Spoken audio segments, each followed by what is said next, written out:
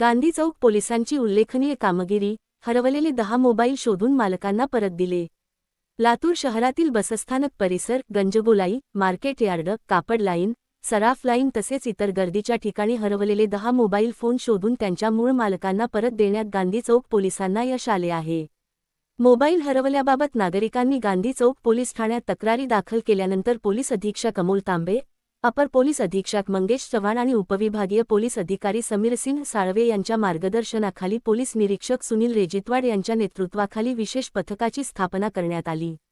या पथकाने केंद्र शासनाच्या CIR central equipment identity register प्रणालीचा वापर करून हरवलेल्या मोबाईलचा शोध घेतला.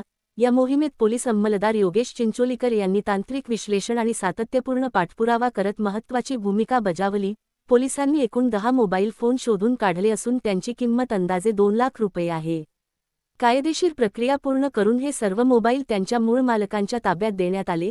हरवलेले मोबाईल परत मिळाल्यानंतर नागरिकांनी गांधी चौक पोलिसांचे आभार मानले असून मोबाईल हरवल्यास तात्काळ पोलीस ठाण्यात किंवा CIR पोर्टलवर नोंद करण्याचे आवाहन करण्यात आले आहे.